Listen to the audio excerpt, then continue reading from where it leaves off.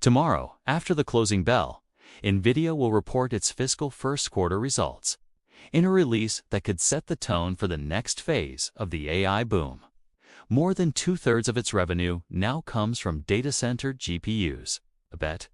Export curbs on China and the ramp of its new Blackwell architecture add fresh complexity.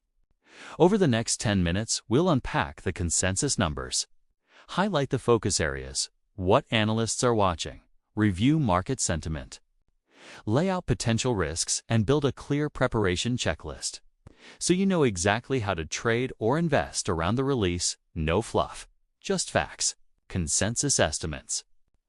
Analysts forecast NVIDIA's fiscal Q1 revenue at $43.28 billion, up 66.2% year-over-year. Adjusted earnings per share are expected to come in at 73 cents. This follows Q1 of last year when NVIDIA reported $26.04 billion in revenue and non-GAAP of $6.12 equivalent to roughly 61 cents per share after the 10-4-1 split. Analyst focus area. First, Blackwell ramp. Last quarter, NVIDIA said Blackwell AI supercomputers were in full production, delivering billions of dollars in sales in their maiden quarter. Investors will watch to see if that momentum continues. Second, China exposure.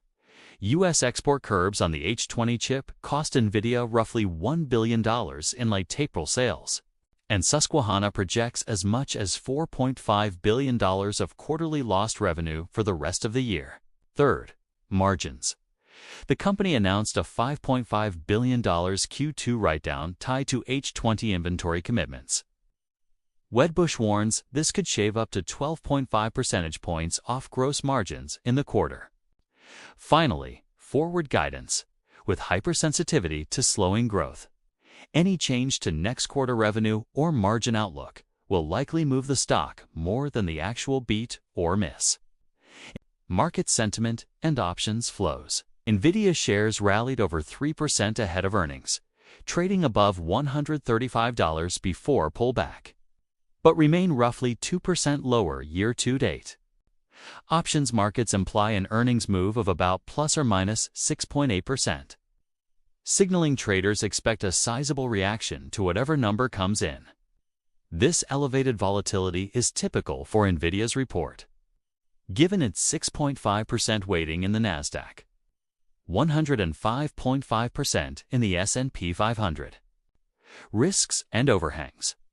The $5.5 billion H20 write-down is the largest single overhang NIF management flags any further charges. The stock could gap lower. Slowing revenue growth is another concern, after quarterly growth of 94% in Q3. Estimates now call for 66% in Q1, a clear deceleration trend. Finally, export policy. Any commentary on potential tightening or easing of AI chip restrictions for China will reverberate through the entire semiconductor sector. Preparation tips first. Set your objective. Are you trading for a quick volatility play or adjusting a longer-term position? Second, define entry and exit. Mark key support at the 200-day moving average and resistance, near recent highs around $140. Third, quantify risk. Calculate position size and set stop-loss levels before the print to remove emotion. Fourth, monitor implied volatility. Consider straddles or collars if you expect a big swing but want downside protection. Fifth, prepare to note surprises. Focus on any deviation in China sales, Blackwell volumes, or margin guidance. Reaction plan as soon as the numbers hit. Load the press release and slide deck note revenue, EPS, and margin beats or misses.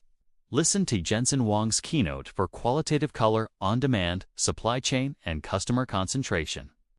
Pay special attention to Q2 guidance on revenue and margins, with an eye toward any change in China exposure assumptions.